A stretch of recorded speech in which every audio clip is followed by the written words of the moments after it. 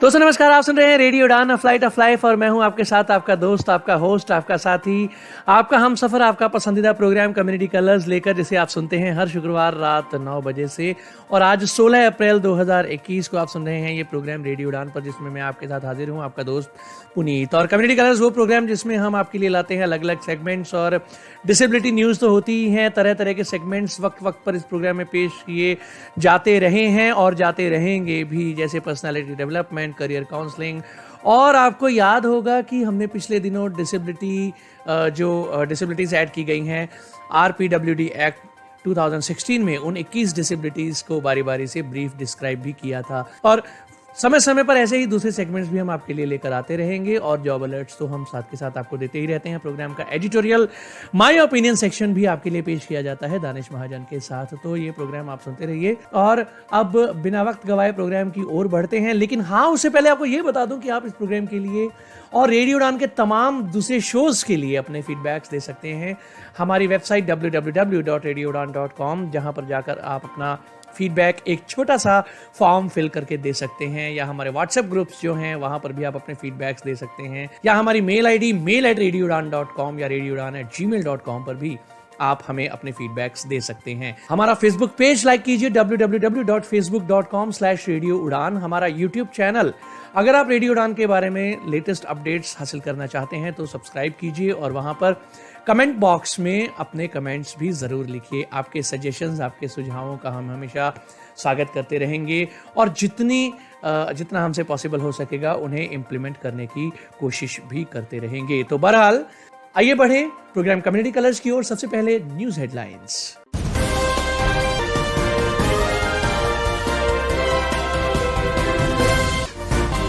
चेन्नई में पानी की गलतफहमी में एसिड पीकर एक दृष्टिबाधित महिला की मौत। महिला का नाम बताया जा रहा मेनका। व्हीलचेयर बाउंड प्रेसिडेंसी की एक प्रोफेसर द्वारा एयर इंडिया के खिलाफ उत्पीड़न की याचिका दायर। बिहार में 40% या उससे अधिक की दिव्यांगता वाले लोगों से बिहार राज्य पथ परिवहन निगम की बसों में 50 किलोमीटर तक के सफर का नहीं लिया जाएगा किराया। इस हफ्ते चेन्नई में हुई वोटिंग के दौरान दिव्यांगजनों को मतदान के दौरान करना पड़ा मुश्किलों का सामना, शिकायतें दायर। जस्टिस रामन ने जताई जुडिशियल इंफ्रास्ट्रक्चर कॉरपोरेशन बनाए जाने की जरूरत।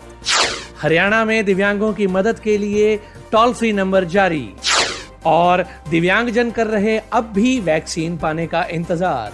न्यूज हेडलाइंस के बाद अब डिटेल्ड न्यूज बुलेटिन की ओर बढ़ते हैं, लेकिन डिटेल्ड न्यूज बुलेटिन से पहले एक छोटा सा ब्रेक के बाद वापस आएंगे। सुनते रहिए programme community colours only on radio उड़ान, अ फ्लाइट ऑफ लाइफ। मेरा नाम रिया है, मैं मैंगलोर की रहने वाली हूँ।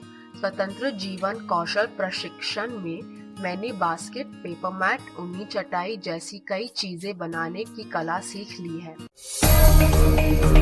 मित्र ज्योति, जो दृष्टिबाधितों को शिक्षण, प्रशिक्षण, स्वतंत्र जीवन, कौशल प्रशिक्षण एवं रोजगार के अवसर उपलब्ध कराती है। मेरा नाम संयुक्ता है, मैं बैंगलोर की रहने वाली हूँ। मुझे पढ़ना बहुत पसंद है, लेकिन जब तक मित्र ज्योति के ब्रेल प्रेस से किताबों को पढ़ने का मौका नहीं मिला था, मेरे पास इस आनंद को पाने का कोई साधन नहीं था। मित्र ज्योति, दृष्टिबाधितों का विश्वसनीय गैर सरकारी संस्थान। मेरा नाम संजना है, मैं हुबली से एक नौकरी की तलाश में बेंगलुरु आई हूँ। यहाँ सुरक्षित आवाज मेरी जैसी महिला के लिए वरदान है। आप मित्र ज्योति से संपर्क कर सकते हैं। हमारा फोन नंबर है 08022587623, 22587625। Website www.mitrajyoti.org। Email ID admin.office@mitrajyoti.org। धन्यवाद।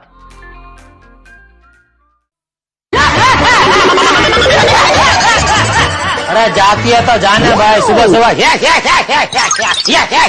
करके डरा मत। नमस्कार दोस्तों, मैं हूं दिलीप जोशी, तारक मेहता का उल्टा चश्मा का आपका प्यारा सा जेठालाल, और आप मुझे सुन रहे हैं रेडियो उड़ान, a flight of life. For more info, log on to www.radioudan.com. Subscribe our YouTube channel Radio UDAAN. Stay tuned, keep listening Radio Udan.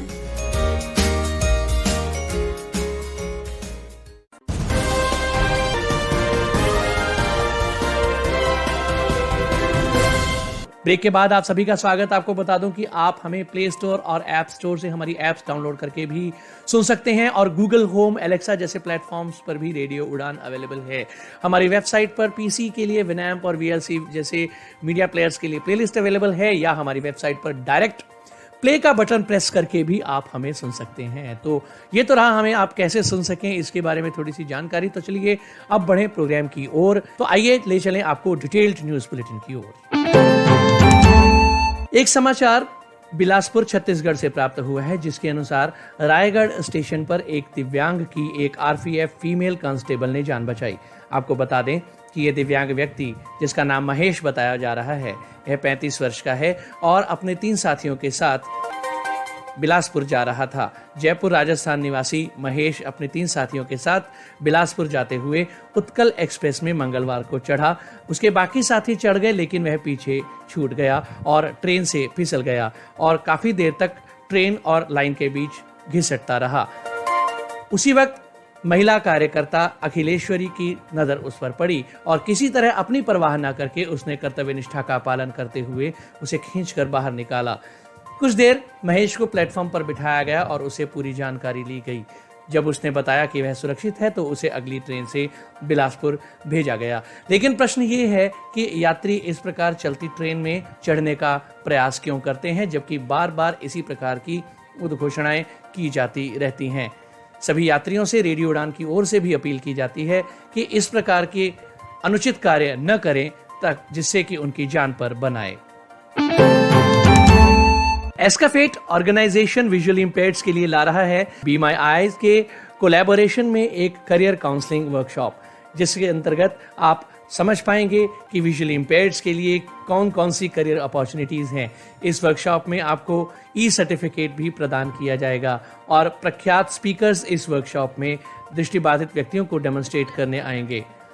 ये वर्कशॉप जूम प्लेटफॉर्म पर 17 अप्रैल 2021 को दोपहर 12:30 बजे से ऑर्गेनाइज की जाएगी। गूगल फॉर्म के माध्यम से आप इस वर्कशॉप के लिए रजिस्ट्रेशन कर सकते हैं। रजिस्ट्रेशन के लिए या ज्यादा जानकारी के लिए आप कांटेक्ट कर सकते हैं 7728848124। दोस्तों, हाल ही में यूनिसेफ ने early childhood development specialist rank 3 यानी प्रारंभिक बाल विकास विशेषज्ञ की टेम्परेरी अपॉइंटमेंट यानी अस्थायी नियुक्ति की घोषणा की है। ये रिक्ति नई दिल्ली में स्थित है। रिक्ति की घोषणा आंतरिक और बाहरी उम्मीदवारों के लिए खुली है। आवेदन की अंतिम तिथि 20 अप्रैल 2021 है। चुने जाने पर आवेदक को 364 दिनों का अस्थायी नियुक्ति अनुबंध करना होगा। यूनिसेफ अपने कार्यबल के भीतर विविधता और समावेश के लिए प्रतिबद्ध है और इस रिक्ति पर आवेदन करने के लिए विकलांग व्यक्तियों और विभिन्न पृष्ठभूमि के योग्य उम्मीदवारों को प्रोत्साहित करता है। जो लोग अपने आवेदन में विकलांगता के कारण आवास की आवश्यकता को चिन्हित करेंगे, उनके लिए उपलब्ध साधनों के भीतर आवास मुहैया कराया जा सकता है। अधिक जानकारी के लिए यूनिसेफ की लिंक है job.unicef.org/cw/en-us/job/539376 और जॉब आईडी है 539376। दिव्यांगजन अब भी कर रहे हैं इंतजार वैक्सीन पाने का। दोस्तों, सवाल ये है कि क्या सरकार दिव्यांगजनों को भूल गई है? भारत में शारीरिक तौर पर सबसे कमजोर समूह होने के बावजूद विकलांग लोग अब भी असुरक्षित है और बाहर जाने में असमर्थ है। दोस्तों, कोविड के चलते विकलांगजनों के सामने कई सवाल उपस्थित हो गए हैं, जैसे मुझे अपनी व्हीलचेयर को कैसे सैनिटाइज करना चाहिए? अगर महामारी के दौरान मुझे मदद की जरूरत पड़ गई तो क्या लोग मेरी मदद करेंगे या मुझे संक्रमण का स्रोत मानकर मुझसे दूर भागेंगे? फ्रेंड्स, पिछले साल अप्रैल के महीने में विकलांग लोगों को एक नए बुरे सपने से अवगत कराया गया। बाहर सब कुछ बंद था, अस्पतालों में बेड्स की कमी थी। मीडिया में ऐसे लेख प्रसिद्ध हो रहे थे जिनमें विकलांग व्यक्तियों को, जिन्हें कोमॉर्बिडिटीज भी थी, उन्हें सबसे कमजोर समूह माना जा रहा था। विकलांग लोगों को कोविड से खुद का बचाव करने के लिए कहा गया। ज्यादातर विकलांग व्यक्तियों ने ऐसा किया भी। वे घर के अंदर ही रहे और चीजों को छूने के कंफ्यूजन में घिरे रहे। ऐसे में घर के सामान लाना, खाना बनाना, सफाई का ध्यान रखना, ऐसे भी कई काम उन्हें करने पड़ रहे थे, जिसकी वजह से उनकी शारीरिक अवस्था पर भी असर हुआ। ऐसी परिस्थितियों में वैक्सीन की खोज दिलासा देने वाली थी, लेकिन आज ठीक 1 साल बाद भी परिस्थिति कुछ भी अलग नहीं है और दिव्यांगजन अब भी डर के साए में जी रहे हैं। कोविड का डर, अन्य बीमारियों का डर, हॉस्पिटल में इन्फेक्शन का डर और लॉकडाउन का डर अब भी बने हुए हैं। वैक्सीन भारत में आ चुकी है। विकलांग व्यक्तियों के माता पिता और ज्येष्ठ नागरिक टीका ले सकते हैं, लेकिन विकलांग लोग क्यों नहीं? क्या दिव्यांगजन कोविड के लिए एक वल्नरेबल टारगेट नहीं है? ब्रिटेन में डिसेबल्ड लोगों को प्राथमिकता से टीका दिया जा रहा है। साथ ही ओबीज या हाई बॉडी मास इंडेक्स वाले लोगों को भी प्राथमिकता से टीके लगाए जा रहे हैं। अमेरिका के सीडीसी यानी सेंटर फॉर डिसीज कंट्रोल की पहल की वजह से टीकाकरण विकलांग लोगों के लिए खुला कर दिया गया है। तो सिर्फ भारत में ही टीकाकरण को लेकर विकलांग लोगों के लिए कोई पहल क्यों नहीं की जा रही है? क्या सरकार को इसकी प्राथमिकता का कोई अंदाजा नहीं था? इस मामले में कई PILs और पत्र भी सरकार को मिल चुके हैं। तब भी टीकाकरण को दिव्यांगजनों के लिए प्राथमिकता बनाकर डिसेबल्ड समुदाय की सुरक्षा सुनिश्चित क्यों नहीं की जा रही है? दोस्तों, चेन्नई में एक बड़ी ही दुखद घटना के दौरान एक दृष्टिबाधित महिला ने गलती से एसिड पी लिया और अपनी जान गंवा दी। पानी की गलतफहमी में एसिड पी लेने वाली इस महिला का नाम मेनका बताया जा रहा है। अपने बेटे और बहू के साथ चेन्नई के अयप्पकम इलाके में रहने वाली मेनका 51 साल की थी। मधुमेह से पीड़ित थी और उनकी आंखों की रोशनी भी बहुत सीमित थी। शनिवार सुबह के समय जब वे घर में अकेली थी, तब अपनी डायबिटीज की गोलियां खाने के बाद पानी की तलाश में उन्होंने फ्रिज पर रखी एक बोतल उठाई और पानी समझकर एसिड पी गई। जैसे ही उनके मुंह और गले में एसिड की वजह से जलन शुरू हुई तो वे मदद के लिए चिल्ला उठी। इसके बाद पड़ोसी दौड़कर उनके पास आए और उन्हें निजी मेडिकल सुविधा में ले गए। इसके पश्चात गवर्नमेंट मेडिकल कॉलेज हॉस्पिटल में उन्हें स्थानांतरित कर दिया गया, जहां शनिवार शाम को उनकी मृत्यु हो गई। पुलिस ने बताया कि मुंह के अंदर लगी गहरी चोटों की वजह से उनका बयान दर्ज नहीं किया जा सका और पुलिस ने ये भी माना कि दृष्टिहीनता की वजह से उन्होंने पानी की जगह एसिड पी लिया था। दोस्तों, व्हील चेयर बाउंड प्रेसिडेंसी की एक प्रोफेसर ने एयर इंडिया के खिलाफ उत्पीड़न की याचिका दायर की है। सेरेब्रल पाल्सी से पीड़ित प्रेसिडेंसी यूनिवर्सिटी की असिस्टेंट प्रोफेसर ने यात्रा से पहले और यात्रा के दौरान राष्ट्रीय वाहक एयर इंडिया के खिलाफ उत्पीड़न का आरोप लगाया है। फिलॉसफी की सहायक प्रोफेसर प्रियंका डे, इन्होंने 1 फरवरी को एयर इंडिया से दिल्ली से उड़ान भरी और 25 फरवरी को उसी एयरलाइन से वे वापस आईं। यात्रा से पहले उनके पास रियायत पाने का यानी डिस्काउंट पाने का एक मौका था, जो एयरलाइंस लोकोमोटर विकलांगता वाले लोगों को प्रदान करती है। लेकिन इनमें से कोई भी छूट पूरी तरह से wheel chair bound Priyanka day को नहीं मिल पाई। इस बारे में जब उन्होंने प्रधानमंत्री कार्यालय को लिखा, तब एयरलाइंस वालों ने उनसे संपर्क किया और उन्हें 50% की छूट दी। उनकी वापसी के समय उन्होंने एयरलाइंस से ये अनुरोध किया कि ये छूट उनके जैसे सभी विकलांग व्यक्तियों को मिलनी चाहिए। इस पर एयरलाइंस ने जवाब दिया कि शारीरिक जांच करने पर ही डिसेबिलिटी का स्तर सुनिश्चित किया जा सकता है और ऐसी छूट ऑनलाइन नहीं दी जा सकती। इस पर सवाल करते हुए प्रियंका डे ने कहा कि विकलांग यात्रीगण अपना डिसेबिलिटी सर्टिफिकेट टिकट खरीदते समय दिखा सकते हैं और यात्रा के दौरान अपने साथ भी लेकर आ सकते हैं। साथ ही वापसी के समय उन्हें अपनी फोल्डेबल व्हील चेयर को केबिन में लाने से मना कर दिया गया। जबकि एयरलाइंस की वेबसाइट पर ये साफ साफ लिखा गया है कि फोल्डेबल व्हीलचेयर और उससे जुड़ा अन्य सामान केबिन में लाया जा सकता है। चेन्नई में वोटिंग के समय हुई मुश्किलें, विकलांग मतदाताओं ने की शिकायतें। 6 अप्रैल मंगलवार को चेन्नई में हुए मतदान के दौरान कई विकलांग मतदाताओं को करना पड़ा है मुश्किलों का सामना। लोकोमोटर हानि वाले लोगों के लिए व्हीलचेयर या तो उपलब्ध नहीं थे या पर्याप्त नहीं थे। कुछ दृष्टिबाधित लोगों ने अपना अनुभव साझा करते हुए बताया कि वे स्वतंत्र रूप से अपना वोट डालने में सक्षम नहीं थे। जब उन्होंने ब्रेल बैलेट पेपर के लिए मतदान अधिकारी से पूछा तो उनका अनुरोध नजरअंदाज कर दिया गया और एक अपरिचित व्यक्ति की सहायता से उन्हें वोट डालने को कहा गया।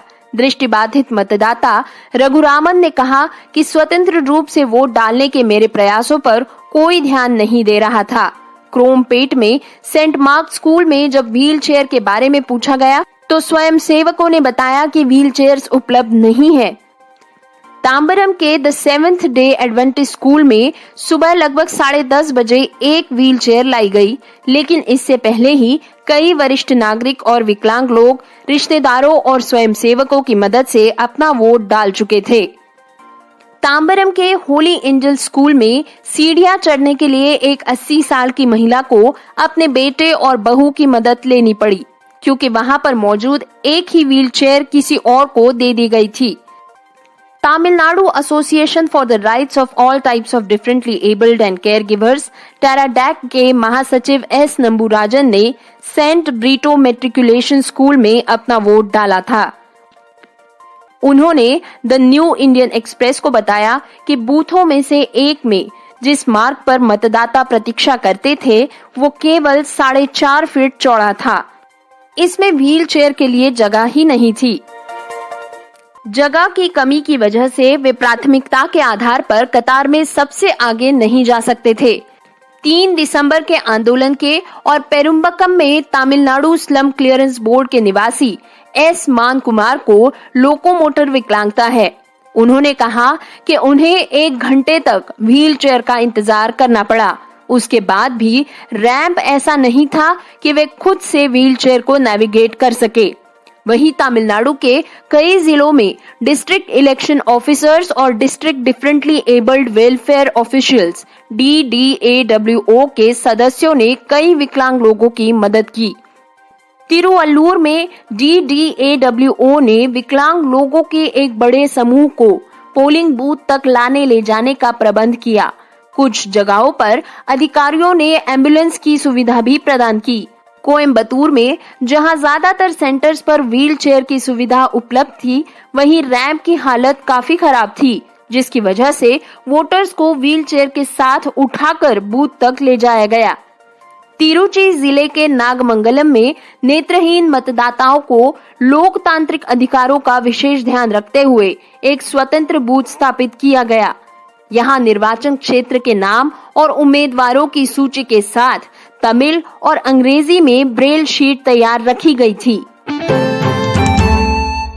चुनौतियां पार करके वरिष्ठ नागरिक और विकलांग मतदाता हुए सफल अपने वैधानिक अधिकार को पूरा करने में। कोयम्बतूर ब्यूरो के वरिष्ठ नागरिक और विकलांग मतदाता जिन्होंने अब तक कई चुनाव देखे हैं, अपने वोट देने के संवैधानिक अधिकार को पूरा करने में सफल रहे। 80 वर्ष से अधिक आयु वाले मरप्पा गौंडर ने अपना वोट डालने के लिए अकेले ही मवात मत्पी मतदान केंद्र की यात्रा की। वे आमतौर पर नवाकरई में वोट करते हैं। इस साल मतदान केंद्र को बदल दिया गया, लेकिन इससे कोई फर्क नहीं पड़ा। किनाथू कबड़ू में 74 वर्षीय लक्ष्मी जी ने कहा कि वे ठीक से देख नहीं सकती है, लेकिन अपने बेटे के साथ मतदान केंद्र पर जाकर उन्होंने मतदान किया। एक बुजुर्ग दंपत्ति अपने मताधिकार का प्रयोग करने के लिए उड्डमपेट से तिरुपुर उत्तर विधानसभा क्षेत्र के मतदान केंद्र तक पहुंचे। पोलच्ची के PKD स्कूल के पोलिंग बूथ पर शिशुओं के साथ आई महिलाओं को, विकलांग और वृद्ध मतदाताओं को प्राथमिकता से वोट करने की अनुमति दी गई थी और उन्हें कतार में खड़ा नहीं किया गया। हालांकि नीलगिरी में जहां अधिकांश बूथ डिसेबल्ड फ्रेंडली नहीं थे, वहां विकलांग मतदाताओं को मुश्किलों का सामना करना पड़ा। वहीं कलाहट्टी में पोलिंग बूथ में जो रैंप लगा हुआ था वो बहुत ही सीधा और खड़ा था और अन्य सीमेंट का रैंप टूटा हुआ था, लेकिन परिवार के सदस्य और पुलिस कर्मचारियों की मदद से मतदान संभव हो सका। और अब आगे बढ़ते हैं बिहार से आ रही एक खुशखबर की ओर। दोस्तों, 40% या इससे ज्यादा विकलांगता स्तर वाले लोगों से बिहार राज्य पथ परिवहन निगम की बस में यात्रा करने पर 50 किलोमीटर तक के सफर के पैसे नहीं लिए जाएंगे। जी हाँ, बिहार ट्रांसपोर्ट कॉर्पोरेशन विकलांग लोगों को 50 किलोमीटर तक का फ्री ट्रैवल और इसके आगे की यात्रा पर 50% की छूट दे रही है। इसके लिए 40% या इससे ज्यादा विकलांगता स्तर वाले लोगों को यूनिक आईडी प्रदान किए जाएंगे। इसके आधार पर वो मुफ्त में सफर कर सकेंगे। यूनिक आईडी प्राप्त करने के लिए दिव्यांग यात्रियों को दिव्यांगता प्रमाण पत्र, आधार कार्ड और एक फोटो की जरूरत होगी। इस संबंध में विकलांगता आयुक्त श्री शिवाजी कुमार ने कहा कि ये सुविधा 40% की या उससे अधिक विकलांगता के स्तर वाले लोगों के लिए तथा जेपी सेनानियों के लिए शुरू की जाएगी। साथ ही दिव्यांग जन अधिकार अधिनियम 2016 की धारा 40 से 46 के तहत राज्य परिवहन निगम के बस स्टैंड और बस पड़ाव के जीर्णोद्धार की योजना पर भी निगम विचार कर रही है। मुजफ्फरनगर के क्षेत्रीय प्रबंधक को जल्द से जल्द दिव्यांगों के आने जाने के रास्ते को समतल एवं सुगम बनाने के आदेश दिए गए हैं। इस काम के प्रथम फेज में निगम के कुल 15 बस पड़ावों में विकलांग लोगों के प्रतीक्षालय, महिला पुरुष एवं दिव्यांग जनों के लिए रैंप व शौचालयों को दिव्यांगों के अनुरूप बनाया जाएगा। 3 महीने के भीतर सभी बस स्टैंड को दिव्यांगों के अनुरूप सुविधा उपलब्ध कराने का निर्देश दिया गया है। इसके साथ ही निगम की बसेस में ऑडियो सिस्टम को ठीक करने के निर्देश भी दिए गए हैं। Transport corporation official Shri Shyam Kishore ने कहा कि इस साल जुलाई के महीने तक खास तौर पर विकलांग व्यक्तियों के लिए कुछ खास सीएनजी बसेस भी चलाई जाएंगी। व्हील चेयर का इस्तेमाल करने वाले लोगों के लिए ये बसेस सुविधाजनक होंगी और इनमें एक खास पैनिक बटन की सुविधा होगी जो किसी समस्या या आपातकाल के दौरान चेतावनी देने का काम करेगा। इस निर्णय से दिव्यांग जनों को राहत मिलेगी और उन्हें अपने कार्यों में सहूलियत भी मिल पाएगी। छत्तीसगढ़ स्कूल शिक्षा विभाग की ओर से प्रदेश के सभी स्कूलों में स्कूल व्याख्याता यानी स्कूल लेक्चरर्स की पदों की नियुक्ति के लिए कुष्ठ रोगियों व अस्थि बाधित दिव्यांग जनों के लिए आरक्षण न दिए जाने के संबंध में एक याचिका दायर की गई है। एक युगल पीठ द्वारा हाईकोर्ट में सुनवाई करते हुए कहा गया है कि याचिकाकर्ता के लिए इन पदों में एक पद आरक्षित रखा जाए। एक समाचार पत्र में छपी खबर के हवाले से आपको बता दें कि छत्तीसगढ़ स्कूल शिक्षा विभाग द्वारा प्रदेश भर के स्कूलों में स्कूल व्याख्याता यानी स्कूल लेक्चरर्स की भर्ती के लिए विज्ञापन जारी किया गया था, जिसके अंतर्गत प्रदीप कुमार ने भी अस्थि बाधित व कुष्ठ रोग पीड़ित श्रेणी में आवेदन किया था, लेकिन विभाग द्वारा उनके आवेदन को खारिज कर दिया गया और उन्हें दिव्यांग श्रेणी में कोटा देने से इनकार किया गया। प्रदीप ने इस संदर्भ में याचिका छत्तीसगढ़ हाईकोर्ट एकल पीठ में दायर की थी, जिसे खारिज कर दिया गया था। बाद में प्रदीप कुमार द्वारा अधिवक्ता सुशोभित सिंह के जरिए छत्तीसगढ़ हाईकोर्ट युगल पीठ में यह याचिका दायर की गई, जिसमें उन्होंने कहा इस याचिका की प्रारंभिक सुनवाई करते हुए हाईकोर्ट द्वारा दिव्यांग समूह से याचिकाकर्ता प्रदीप कुमार के लिए इन व्याख्याता पदों में एक पद आरक्षित रखे जाने का निर्देश छत्तीसगढ़ स्कूल शिक्षा विभाग को दिया गया है। खबरें अभी बाकी हैं, लेकिन फिलहाल वक्त एक और छोटे से ब्रेक का। ब्रेक के बाद वापस आएंगे और सुनेंगे कुछ और समाचार। सुनते रहिए programme community colours only on radio उड़ान, a flight of life. Alexa, play Radio Udan from TuneIn. Radio Udan from TuneIn. जी हाँ दोस्तों, मैं दानिश महाजन बदलते दौर में। Hey Google, play Radio Udan. Streaming Radio Udan from TuneIn. नमस्कार दोस्तों, आप सभी का स्वागत है community colours. Play Radio Udan. Playing Radio Udan. Hi, good evening. आप सुन रहे हैं रेडियो और फ्लाइट ऑफ लाइफ। शो है बुकवर्ड। रेडियो उड़ान सुन सकते हैं रेडियो उड़ान को Amazon Echo, Google डिवाइस और Apple म्यूजिक पर। रेडियो उड़ान को सुनने का आसान तरीका। रेडियो उड़ान की अपडेट्स लेने के लिए रेडियो उड़ान के फेसबुक पेज को लाइक करें, ट्विटर को फॉलो करें और यूट्यूब पर रेडियो उड़ान के चैनल को सब्सक्राइब करें। सुनते रहिए रेडियो उड़ान, a flight of life. Happy listening.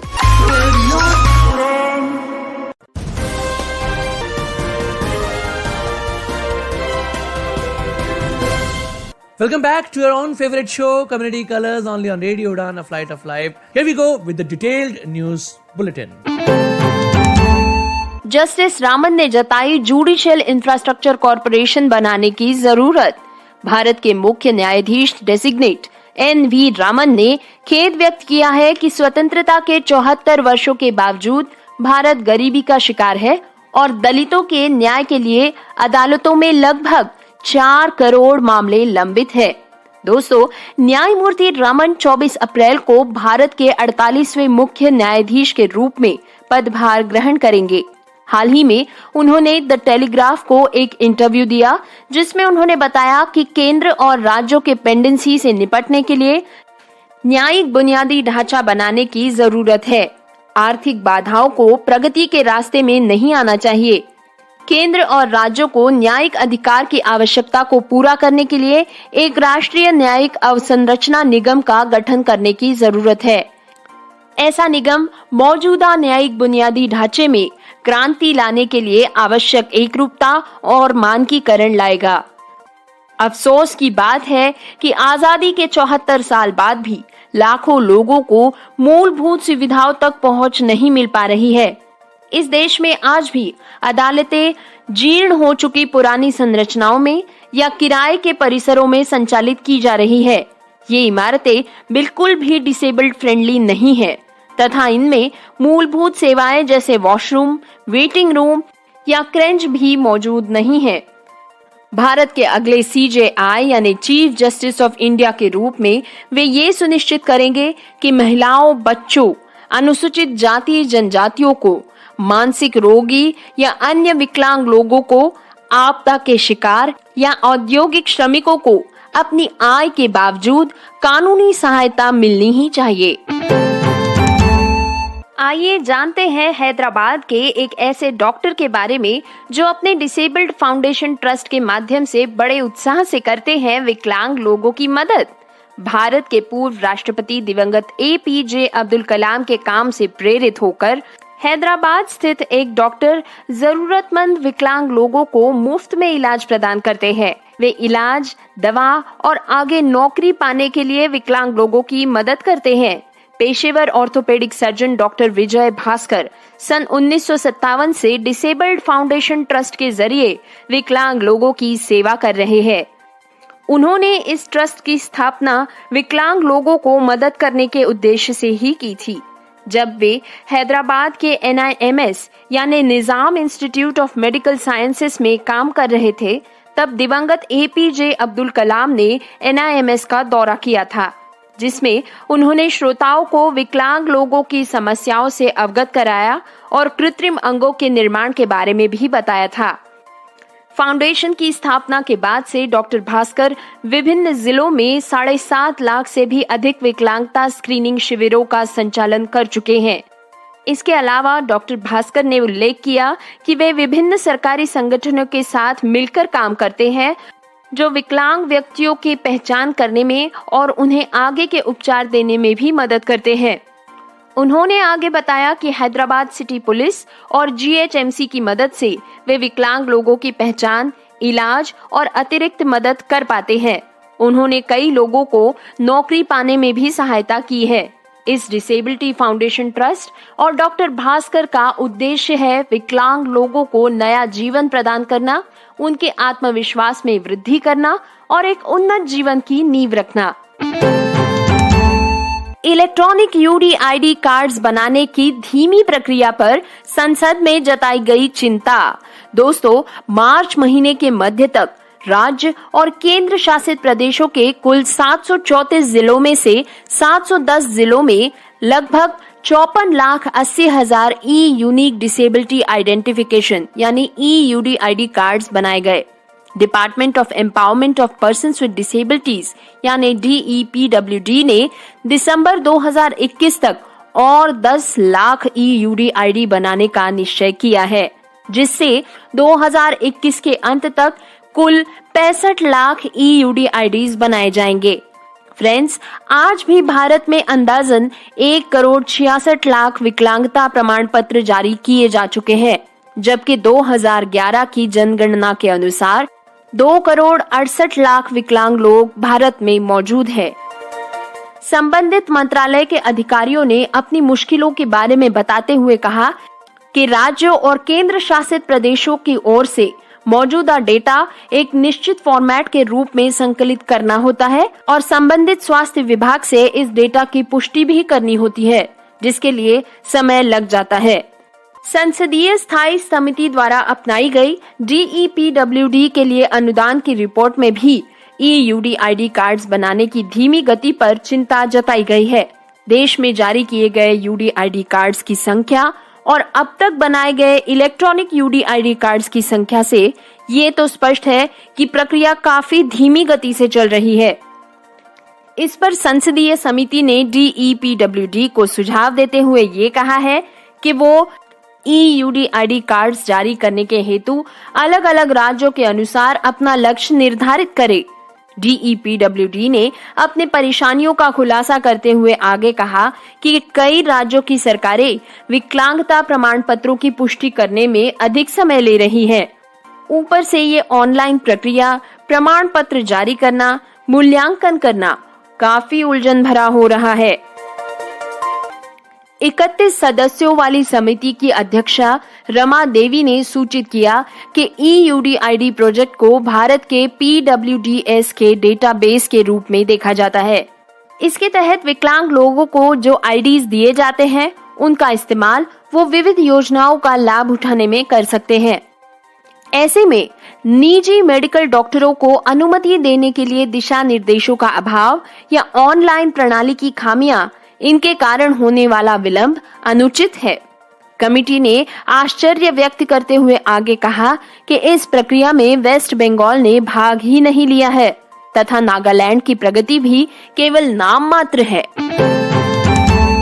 Haryana के विकलांग व्यक्तियों के आयुक्त श्री राजकुमार मक्कर ने कहा है कि हरियाणा में विकलांग लोगों की मदद के लिए जल्द ही एक टोल फ्री नंबर शुरू किया जाएगा। डिस्ट्रिक्ट रेड क्रॉस कमेटी के द्वारा आयोजित डिसेबिलिटी अवेयरनेस कैंप के उद्घाटन समारोह में कमिश्नर श्री मक्कर ने ये घोषणा की। इस समारोह में मुख्य अतिथि के तौर पर वे शामिल हुए थे। श्री मक्कर ने कहा कि विकलांग जन इस समाज का अविभाज्य अंग है और सरकार उन्हें समाज की मुख्य धारा से जोड़ने का हर संभव प्रयास कर रही है। उन्होंने आगे कहा कि विकलांग जनों को अपने अधिकारों और विशेषाधिकारों की पूरी जानकारी होनी ही चाहिए। विकलांग लोगों को उनके लिए राज्य और केंद्र के तरफ से मिलने वाली कल्याणकारी योजनाओं का लाभ भी उठाना चाहिए। उन्होंने आगे बताया कि इस मामले में डिस्ट्रिक्ट लीगल सर्विसेज अथॉरिटी यानी जिले की कानूनी सेवाएं भी पहल कर रही है। श्री मक्कर ने आगे बताया कि विकलांग लोगों को प्रोस्थेटिक लिम्स यानी कृत्रिम अंग भी प्रदान किए जा रहे हैं। नौकरी में 4% का आरक्षण भी उन्हें मिल रहा है। विकलांगता अधिनियम 2016 के पारित होने के बाद से परिस्थितियों में काफी सुधार आया है। इसके साथ ही कई बैंक्स विकलांग लोगों को कम ब्याज दरों पर लोन देकर उनके उद्योग में सहायता दे रहे हैं। कई आम और विशेष मतदाताओं को भूल गया निर्वाचन आयोग। तमिलनाडु के रानीपेट जिले के सीतामबाड़ी गांव के लगभग 50 परिवारों ने मंगलवार 6 अप्रैल को तमिलनाडु में हुए विधानसभा चुनाव का बहिष्कार किया। अंबेडकर नगर में रहने वाले इन 50 परिवारों में लगभग 130 मतदाता हैं। वहीं अरक्कोणम के पास के गांव के मतदाता मतदान से दूर रहे और उन्होंने अपने घरों पर काले झंडे भी फैलाए। अरुंधतियार समुदाय के ये लोग राज्य के 3 दलित समुदायों में से एक है। उन्होंने आरोप किया है कि बार बार अच्छी सड़कों, स्ट्रीट लाइट्स और पीने के पानी की मांग करने पर भी आज उनकी ये दुर्दशा है। दूसरी ओर त्रिची पूर्व के 34वें वार्ड में लगभग 250 लोगों का नाम वोटिंग लिस्ट में शामिल नहीं था। रानीपेट जिले में भी विकलांग मतदाताओं के लिए कोई विशेष व्यवस्था नहीं की गई थी और व्हील चेयर्स की सुविधा भी नहीं दी गई थी। इसकी निंदा करते हुए Tamil Nadu association for rights of all types of differently abled के महासचिव एस नंबूराजन ने कहा कि पूरे तमिलनाडु में ही मतदान अधिकारियों ने डिफरेंटली एबल्ड मतदाताओं के लिए यथोचित व्यवस्था नहीं की है। कई जगहों पर विकलांग लोगों को भुला दिया गया है। उन्होंने बताया कि तिरुवनमलई जिले में अरनी निर्वाचन क्षेत्र में व्हील चेयर की अच्छी खासी संख्या है, लेकिन मतदान के दिन दोपहर 2 बजे तक व्हील चेयर्स को उपलब्ध ही नहीं किया गया। दोस्तों, हैदराबाद स्थित माइक्रो क्रिस्टलाइन सेल्यूलोज और सेल्यूलोज पाउडर की एक बड़ी निर्माता कंपनी सिगाची में 2 रिक्तियों की घोषणा की गई है। मैनेजमेंट ट्रेनीज की ये दोनों पोस्ट विकलांग व्यक्तियों के लिए नियोजित की गई है। इनमें से एक स्थान है ब्रांडिंग एंड कम्युनिकेशन तथा दूसरा स्थान है डेटा एनालिसिस का। इस जॉब का लोकेशन हैदराबाद ही होगा। डिटेल न्यूज बुलेटिन के बाद अब आइए वक्त एक और छोटे ब्रेक का। ब्रेक के बाद हमारे इस प्रोग्राम का एडिटोरियल और आखिरी सेगमेंट माय ओपिनियन आपके लिए पेश करेंगे दानिश महाजन। तो सुनते रहिए प्रोग्राम कम्युनिटी कलर्स रेडियो उड़ान पर। अब विंडोज पर भी पुस्तकें पढ़ना हुआ आसान, क्योंकि सक्षम ने लॉन्च किया है dolphin easy reader for Windows, a fully accessible reading app for people with dyslexia, low vision और ब्लाइंडनेस। ये ऐप sectec.in पर अवेलेबल है। इस ऐप का लाइसेंस पाने के लिए आज ही लॉगिन करें www.sectec.in और 2 दिन के अंदर पाएं इस ऐप का लाइसेंस। ज्यादा जानकारी के लिए कॉल करें 9266626368। Happy reading.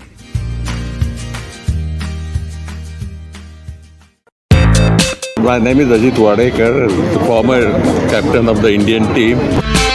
Hi there, this is Vidya Naik, former women's cricketer and also social worker. मैं Umesh Kulkarni, former Indian test cricketer. And आप सुन रहे हैं रेडियो उड़ान, A flight of flight.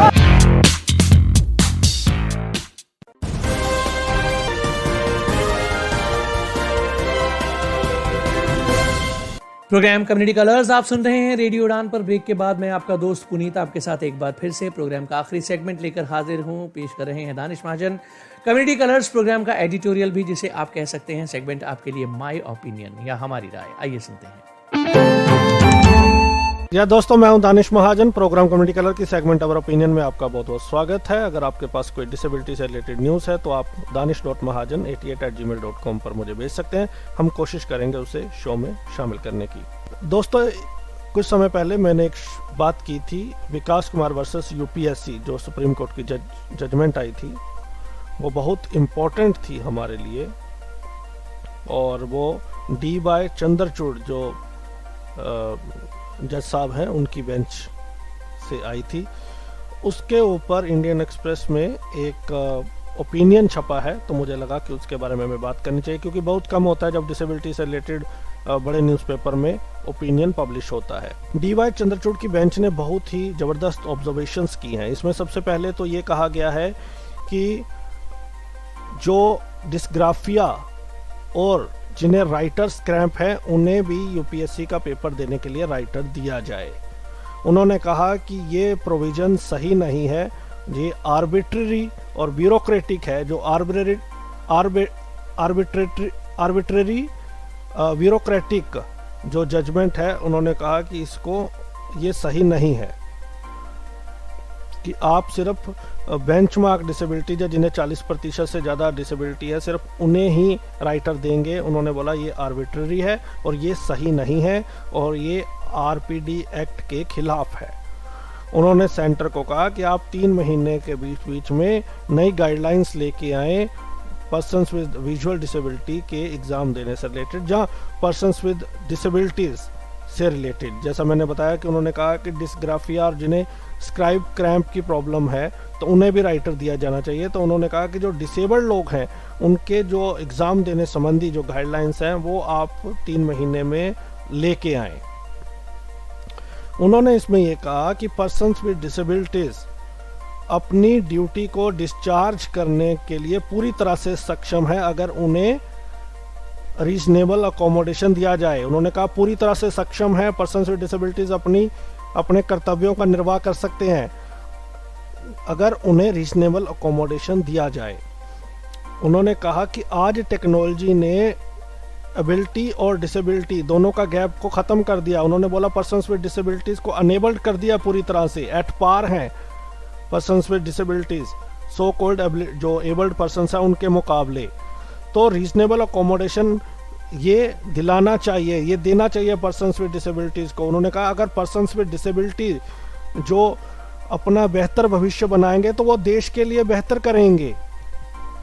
उन्होंने कहा कि मैं Nyaya forum of NALSAR university of law Hyderabad में उन्होंने एक जगह डिस्कशन की वेबिनार में, उन्होंने कहा कि मैंने ये ऑब्जर्व किया और पाया कि आज डिसेबल्ड और एबल्ड के बीच में गैप ब्रिज हो चुका है, तो उन्हें प्रॉपर अपॉर्चुनिटीज़ मिलनी चाहिए, इक्वल एटमॉस्फेयर मिलना चाहिए। उन्होंने कहा कि उन्होंने जीजा Ghosh versus union of India का जो एक बहुत ऐतिहासिक फैसला आया था, उसमें ये था कि इक्वालिटी का मतलब ये नहीं है कि सिर्फ आप डिस्क्रिमिनेशन को प्रिवेंट करें, सिर्फ भेदभाव को रोकना ही इक्वालिटी नहीं है, बल्कि पॉजिटिव राइट्स को एक्सटेंड करना भी इक्वालिटी का पार्ट है। यानी उनके राइट्स बढ़ाए जाएं, उनको उनके राइट्स दिए जाएं, तो तब इक्वालिटी आती है। जब एक तरफ डिस्क्रिमिनेशन को रोका जाए और दूसरी तरफ उनके राइट्स को, उनके अधिकारों को बढ़ाया जाए, उनको उनके अधिकार दिए जाएं। तो ये बहुत ही ऐतिहासिक फैसला है। इसमें और कई चीज़ें उन्होंने ऑब्जर्व की। उन्होंने कहा कि विश्व में कई विजुअली इम्पेयर्ड जज हैं और उन्होंने कहा मैं इंडिया में भी देखना चाहता हूँ एक विजुअली इम्पेयर्ड जज सुप्रीम कोर्ट का। उन्होंने बोला मैं देखना चाहता हूँ कि सुप्रीम कोर्ट में भी जल्द से जल्द एक विजुअली इम्पेयर्ड जज हो। उन्होंने जो Surinder Mohan versus Tamil Nadu, state of Tamil Nadu का जो फैसला आया था, जिसमें उन्होंने कहा था कि 100% दृष्टिहीन या 100% जो डेफ है वो जज नहीं बन सकते, उन्होंने ओवररूल कर दिया उस फैसले को। उन्होंने बोला दिस इज डिस्क्रिमिनेटरी, तो उन्होंने ओवररूल कर दिया। उनकी इस जजमेंट से 2-3 चीज़ें बहुत इम्पोर्टेंट हुई। एक, उन्होंने कहा कि मैं ये मानता हूँ, हमारी बेंच ये मानती है कि पार्ट 3 पूरी तरह से पर्सन्स विद डिसेबिलिटीज़ के राइट को प्रोटेक्ट नहीं करता, पार्ट 3 ऑफ कॉन्स्टिट्यूशन, लेकिन आर्टिकल 14, 19 और 21 पूरी तरह से बहुत स्ट्रांगली लागू होता है और ये पावर देता है और डिस्क्रिमिनेशन को रोकना जिम्मेदारी बन जाती है सरकार की। तो उन्होंने कहा कि आर्टिकल 14, 19 और 21 पूरी तरह से लागू होता है पर्सन्स विद डिसेबिलिटीज़ के ऊपर। तो ये एक जो हम डिमांड कर रहे थे कि आर्टिकल 14 में हमें इंक्लूड करना चाहिए, तो इस जजमेंट से क्लियर हो गया कि आर्टिकल 14 जो है हमारे ऊपर भी पूरी तरह से लागू होता है, जो प्रोहिबिशन ऑफ डिस्क्रिमिनेशन है। तो ये क्षितिज गोयल और जश ढुरानी ने लिखा था और ये एक बहुत ही अच्छी जजमेंट है। ये जजमेंट एक लैंडमार्क मानी जाती है, डिसेबिलिटी कम्युनिटी में भी इसको वेलकम किया गया और इससे कई चीज़ें जो है, एक तो जो अब डेफ और ब्लाइंड जो जज बनने का वो था, उनका जो जजमेंट उसको ओवररूल कर दिया और अब बन सकते हैं। दूसरा, उन्होंने ये भी कहा कि सिर्फ बेंचमार्क डिसेबिलिटी जहाँ 40% से ऊपर जिनको डिसेबिलिटी, सिर्फ उनको स्क्राइब नहीं मिलेगा, बल्कि जिनको ज़रूरत है, चाहे वो डिस्ग्राफिया हो, चाहे वो राइटर्स क्रैम्प हो, उनको भी दिया जाए। उन्होंने बोला कि आप गवर्नमेंट सिर्फ डिस्क्रिमिनेशन को ना हटाए बल्कि उनके राइट्स को भी प्रोटेक्ट करे, उनके राइट्स के ऊपर बात करे और एक पॉलिसी लेके आए एग्जामिनेशन से related for persons with disabilities. तो आप इंडियन एक्सप्रेस में अगर सर्च करेंगे Vikas Kumar versus UPSC opinion of Indian Express, तो आपको पूरा आर्टिकल मिल जाएगा। Thank you so much. अगले सप्ताह किसी और आर्टिकल के साथ आऊँगा या किसी और टॉपिक पे बात करेंगे। बहरहाल ये बहुत इम्पोर्टेंट है और ये लैंडमार्क है, आप सबको इसके बारे में पता होना चाहिए। तो इसमें साफ कहा गया है कि पर्सन्स विद डिसेबिलिटीज़ अपनी ड्यूटी को अच्छे से निर्वाह कर सकते हैं। आज की डेट में कोई एबल डिसेबल नहीं है, तो अगर एक्सेसिबिलिटी मिले, जो रीजनेबल अकोमोडेशन मिले तो सब बराबर हैं। तो बहुत ही अच्छी, और जो DY चंद्रचूड़ उनको मुबारक देनी चाहिए कि आपने इतने अच्छा लैंडमार्क जजमेंट डिलीवर किया है, और ये लंबे अरसे तक हमारे राइट्स को सेव करने के लिए काम आएगी। Thank you so much. तो उम्मीद करेंगे कि आपको ये सेगमेंट जरूर पसंद आया होगा, और इस सेगमेंट के बारे में और इस पूरे प्रोग्राम के बारे में आप अपना फीडबैक्स हमें हमारे YouTube चैनल पर और हमारी रेडियो उड़ान वेबसाइट पर या हमारी मेल आईडीज पर, जहां आपको सुविधा होती है, आप अपने फीडबैक्स जरूर देंगे। बहरहाल अब वक्त हुआ चाहता है प्रोग्राम को खत्म करने का, लेकिन प्रोग्राम को खत्म करने से पहले आइए सुने न्यूज हेडलाइंस एक बार फिर।